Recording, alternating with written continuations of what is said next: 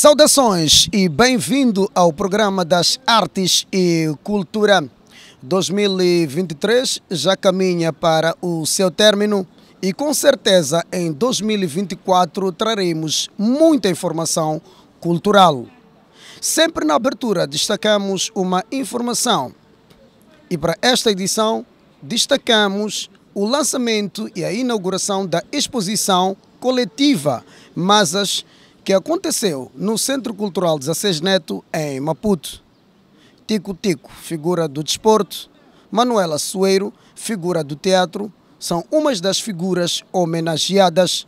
Acompanhe esta informação e veja um verdadeiro museu de exposição em homenagem aos que muito fizeram pela cultura, na arte e no desporto. A exposição coletiva foi criada pelos Masas, um grupo de jovens criativos cujas obras foram inspiradas no mesmo nome.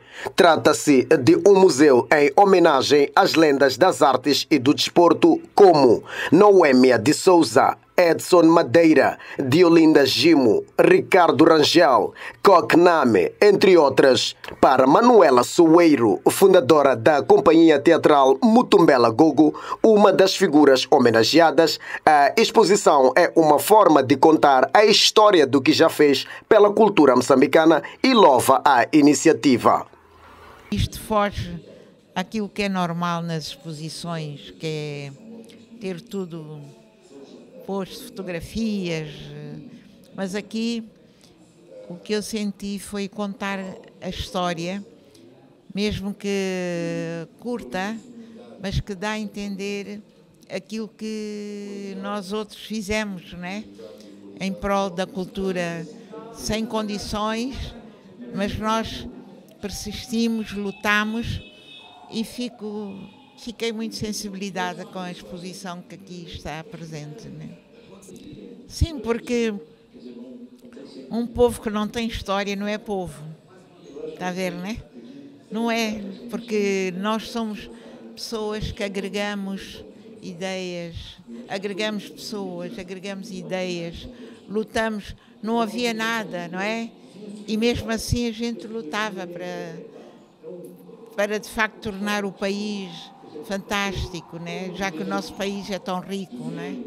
Então, eu acho que é uma iniciativa de jovens que eu acho que é interessante, né? Porque a cultura popular, aqueles que não tinham nenhumas condições, mas conseguiam lutar para a sobrevivência, né? O resultado é o que a gente vê. Sim, quer dizer, eu penso que não é muito a fotografia, as histórias, né? Porque muitas vezes, por exemplo, tivemos um tempo de pandemia e o grande problema é que as pessoas de repente sentiram que o chão fugiu-lhes.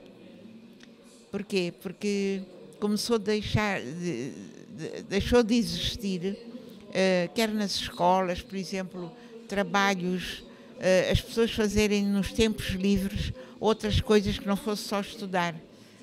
E então, aquilo que nós podemos deixar às nossas crianças ou aos jovens é aquilo que nós fizemos sem os recursos que agora existem aí por todo o lado, não é? Portanto, é o legado, não é? E é bom porque as pessoas começam a ver que, afinal de contas, a natureza dá muita possibilidade das pessoas criarem, não é? Tico Tico, figura do desporto, também homenageada, questionado em relação à homenagem, respondeu que sente-se honrado e demonstrou gratidão aos mentores da ideia e apelou às gerações atuais para que sigam o exemplo. É de gratidão, né? De honra, afinal somos tantos que jogamos esse desporto e ser escolhido entre tantos faz-me sentir honrado, né? Afinal, nós, quando jogamos a bola, é o nosso trabalho. Damos o nosso máximo em prol da equipa que representamos e nunca a pensar que um dia podemos ser recordados ou homenageados. Portanto, acaba sendo uma surpresa agradável, não é algo que acontece muitas vezes no nosso país, especialmente nesse tipo de homenagem, uma exposição. Por isso sinto-me como um dos pioneiros, sinto-me honrado, naturalmente. É gratificante. Sim, ao princípio não sei, mas pronto. Naturalmente recebemos durante os anos, no pós-carreira, elogios, né? Reconhecimento, né? Pelo trabalho que nós fizemos. Eu penso que não temos muito essa cultura nesse país de homenagearmos os nossos queridos artistas ou desportistas. Não temos muito essa cultura, mas é muito importante, porque mostra naturalmente a juventude, aos mais novos, que vale a pena fazermos as coisas bem feitas, que as pessoas estão a ver e eventualmente nos vão reconhecer. Portanto, o que agrada mais é poder servir de exemplo, né, às gerações vindouras, pelo trabalho que fomos fazendo ao longo dos tempos, que afinal vale a pena o sacrifício que fizemos, porque realmente ser conhecido a este nível deixa-nos muito honrados e gratificados. Tânia Chongo, em representação da sua mãe, a cantora Zaida Chongo, considera ser justa a homenagem, pois, no entender, não se pode falar da cultura em Moçambique sem falar da Zaida Chongo. Eu, como filha, em nome dos Chongos, agradecemos e creio que de onde a Zaida está, foi uma alegria, não só da Tânia como da família toda.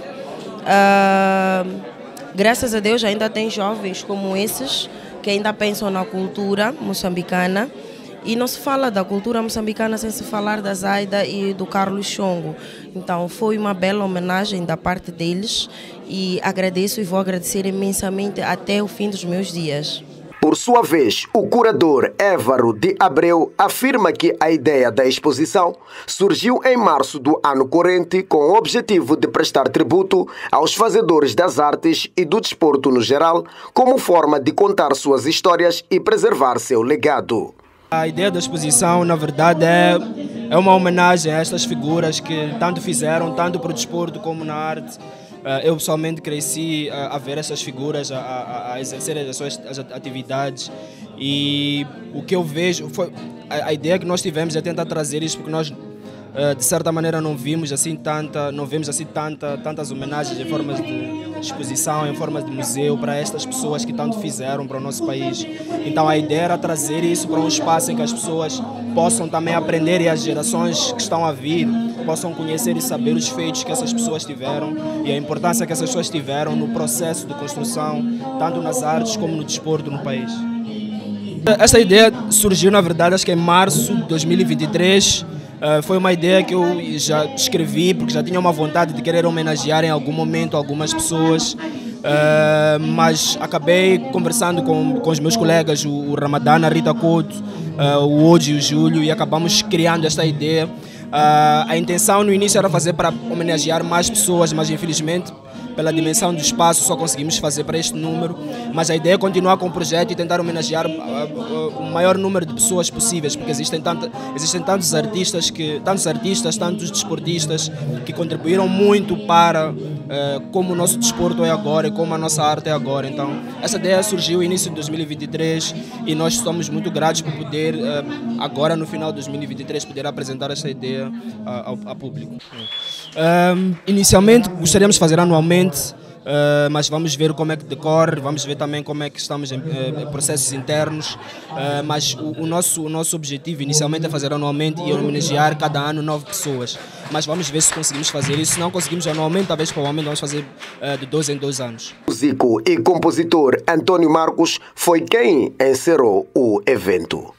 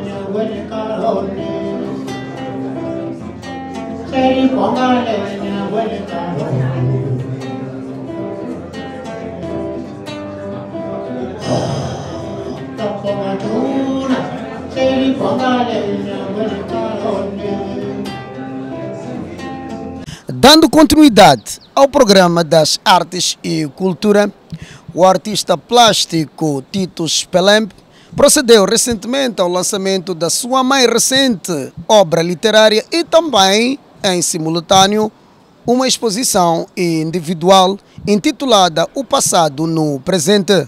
A cerimônia aconteceu no Museu Nacional de Artes e contou com a presença da Ministra de Cultura e Turismo, a Eldivina Matirula. Acompanhe já a seguir. O Museu Nacional de Arte foi palco do lançamento do livro e da exposição individual do artista plástico Tito Spelemb, intitulada Do Passado ao Presente. A mostra coloca em diálogo obras de artistas nascidos entre os anos 30 e 80, nomeadamente Jacob Estevão, Chissano, Malangatana, Noelanga, entre outros. A natureza temática das obras em exposição atravessa diferentes momentos históricos e sociopolíticos do país no contexto colonial. Então fiz aqui um cruzamento daquilo que é a minha prática de investigação de doutoramento com esta coleção. Daí que quem vai olhar para o catálogo vai se perceber que não está-se a tratar simplesmente de um catálogo, no sentido de catalogar as obras de forma tradicional, mas também é um cruzamento em termos de temáticas, há questionamento, e também este livro é um pontapé de saída para dar outras vozes, outras pluralidades, outras formas de pensar as artes plásticas, não é? Ou arte contemporânea no contexto pós-colonial, porque a nossa história, de facto, ela é herdada deste nosso passado colonial. Esse é um dado que está visível, mas a questão que fica é de que forma nós podemos agora tentar buscar as raízes, não forma de ignorar novos paradigmas do presente e do futuro, mas também é importante que a história seja reconstituída e repensada a partir do sul para o norte ou a partir de um pensamento mais centralizado. Porque, a parte disto, é visível nos currículos das escolas vocacionadas para o ensino artístico, falando da Escola de Artes Visuais, sobretudo, que é o campo que mais interessa, mas também sem deixar do lado da Escola de Música e Dança, inclusive a própria ECA, que é o desafio epistemológico. Grande parte das referências ou das bibliografias que lá são usadas são, na sua maioria, sobretudo nas escolas das artes visuais, que é o campo onde estou mais empenhado na investigação, são todas bibliografias oriundas do Ocidente, sem querer também criar uma outra luta, um outro ciclo, em querer dizer que tudo vem do Ocidente é mau, não é nesse sentido, mas também é tentar reencontrar lentes locais. De que forma essas lentes locais dialogam ou refletem a necessidade interna. É sabido que ao longo da história da arte, toda a história do modernismo foi se fazendo à sombra, não é? Da arte indígena, que o colono dizia sendo indígena, sendo uma arte, digamos, da terceira expressão, mas as investigações atuais mostram e revelam claramente a importância da arte local. E é nesse sentido que o livro também aparece. E agora, falando da exposição, que também tivemos a ocasião de inaugurar hoje, com a presença da ministra e do próprio colecionador e Sua Excelência Embaixador da Itália, é uma exposição bastante simbólica, porque traz o cruzamento, não é, dos artistas referenciados no livro. Um dado muito importante é a questão intergeracional, que aqui é dada a conhecer na exposição, mas também a questão dos artistas mais jovens, sobretudo os artistas que têm estado a trabalhar no núcleo de arte, estes que nos últimos anos têm estado a serem marginalizados, olhando a própria casa-mãe, o núcleo de arte, tem sido estado ignorado. Então o livro também surge como forma de alavancar todo o conhecimento que tem sido cultivado e que o núcleo é herdeiro deste conhecimento. O livro, sobretudo, também traz aqui uma nova forma de olhar para o núcleo de arte, enquanto um espaço emblemático que acolheu os artistas desde a época colonial, mas falando, sobretudo, dos artistas que nós consideramos como sendo os artistas da geração fundadora, falando dos artistas nascidos nos anos 30, sobretudo o Malangatana, o Jacob, e tantos outros que foram aparecendo nos anos 50 e 60, até chegando ao período da transição. Falando do período da transição, a coleção também toma um cuidado. Uma das notas que fiz a questão de sublinhar no livro é que a coleção também está preocupada com a arte não só feita pelos homens, mas não no sentido de impor que deve incluir obras simplesmente de mulheres, ou das mulheres por questões da representatividade, mas sim porque há artistas que têm estado a fazer um belíssimo trabalho que não fazem parte. Neste momento estão integrados obras de duas artistas, neste caso falo da Márcia Tomo e também falo da Nelson Ngwambi. São as artistas que até então integram a coleção. Esperamos nos próximos dias também podemos adquirir peças da Renata e da Lisete e também das outras artistas que têm estado a contribuir. E também a coleção vai se abrir para outras disciplinas, não olhando simplesmente para as artes plásticas no sentido mais moderno da pintura, da escultura clássica, mas também vamos olhar para a fotografia, para o vídeo, para a instalação e para a performance. Segundo a Ministra da Cultura e Turismo, Eldvina Matirula, Trata-se de uma exposição coletiva de 34 artistas moçambicanos nas mais diversas áreas que compõem as artes. A mostra enquadra-se no programa quinquenal do Governo 2023-2024. Trata-se de uma exposição coletiva de 34 artistas que compõem a coleção devidamente constantes no livro. E aqui permitam-me não fazer referência aos mesmos, porque já foi devidamente referenciado em vários momentos nesta cerimónia. O Ministério da Cultura e Turismo, através do Museu Nacional de Artes, ao acolher esta exposição, faz valer o postulado na Lei nº 10/88, de 22 de dezembro, sobre a proteção do património cultural, conjugado com a política cultural de Moçambique e estratégia de sua implementação, os quais preconizam a necessidade de promover e incentivar a criatividade dos fazedores das artes e cultura e assegurar a vitalidade das expressões culturais, neste caso, as artes plásticas. Esta exposição enquadra-se no programa quinquenal do Governo 2020-2024, nomeadamente no Objetivo Estratégico número 3, que visa promover a participação da sociedade nas atividades socioculturais, desportivas e económicas, em especial a juventude. Especificamente, consiste em estimular a criatividade e inovação, criando condições para a expressão e surgimento de novos criadores e empreendedores jovens. Acolher esta exposição insere-se no cumprimento do plano de atividades do setor da cultura e turismo, especificamente inscritas para o Museu Nacional de Arte, a Casa Nacional do Artista, da qual muito nos orgulhamos.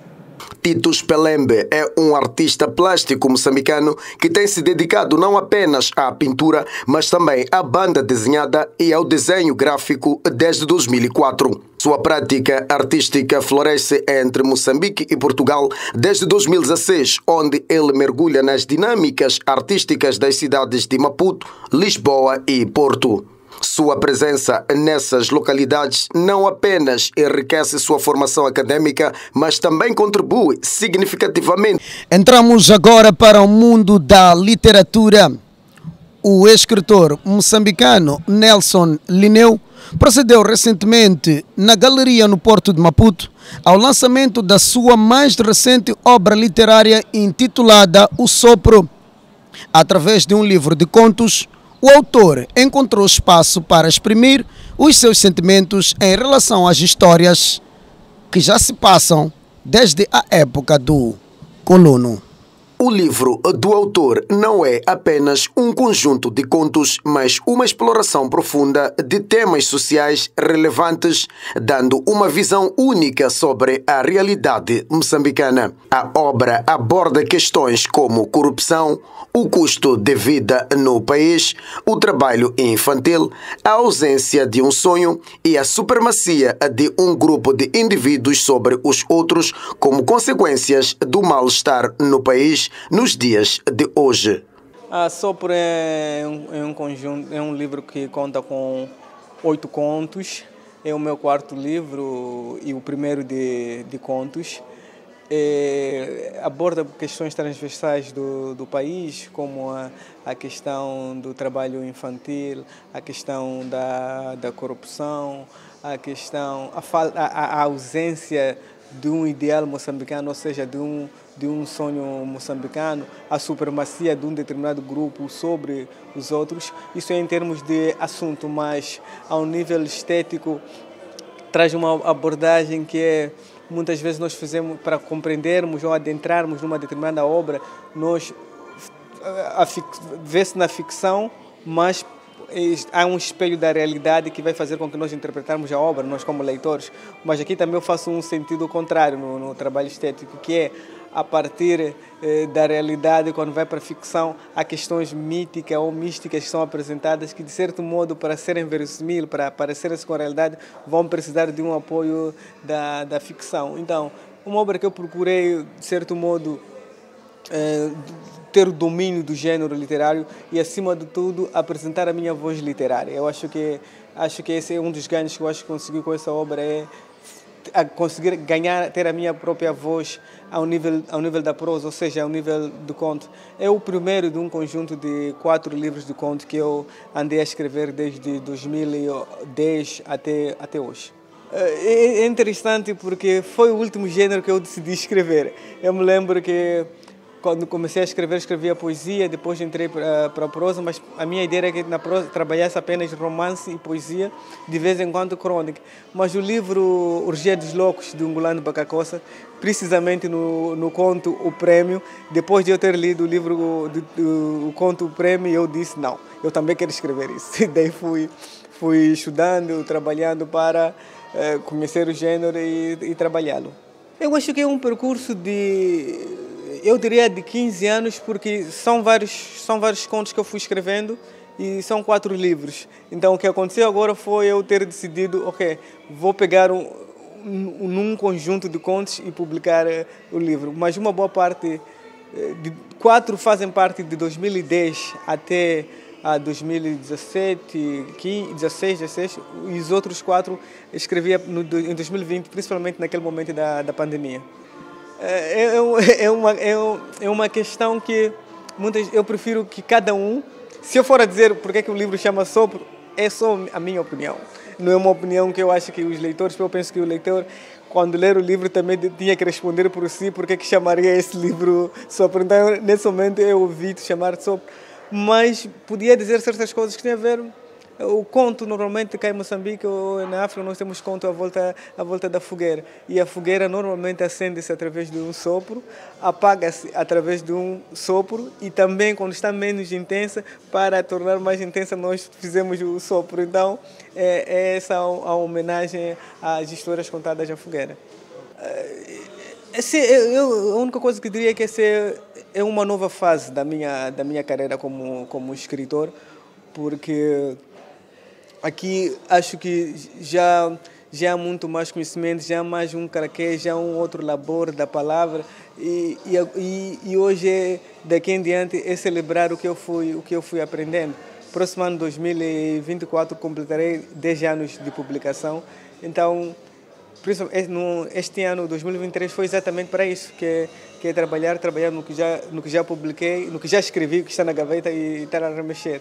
Então, eu apelaria aos leitores para que comprassem o livro, que lessem e conversassem sobre ele, acima de tudo. Nelson Lineu começou escrevendo livros de poesia e prosa. Com cerca de 15 anos de carreira, o autor conta com cerca de 4 livros publicados, tais como Cada Um em Mim, 2014, Asas da Água, 2019, Literatas Crônicas 2020. Tempo agora para a nossa agenda cultural. Agenda cultural. A maior livraria flutuante do mundo, que se encontra em Maputo, está aberta ao público até o próximo dia 18 de janeiro, das 13 às 18 horas, no Porto de Maputo. Está disponível no mercado o segundo álbum da escritora moçambicana Paulina Chiziane, intitulado Missau. É composto por 17 faixas, com uma temática panafricanista, com a participação dos artistas tais como Azagaia, Grande Homem, Eduardo Salmo, Eugênio Sumbani, entre outros. O rapper 3H continua a sua digressão pelos bairros, realizando vários concertos, acompanhado pela sua banda Team 3, sua banda oficial, com o objetivo de se aproximar dos admiradores. Logo na abertura desta edição, destacamos o MASA, uma verdadeira exposição, um museu histórico para os merecedores, os fazedores das artes e do desporto em Moçambique. Tal como sempre, recomenda-se: vá ver uma boa peça de teatro, assista um bom filme, visite uma obra de arte em exposição, leia um bom livro. E nós cá deste lado continuamos ligados e focados às artes. Bom fim de semana a todos, até a próxima edição do nosso programa Culturando, aqui na TV Focus.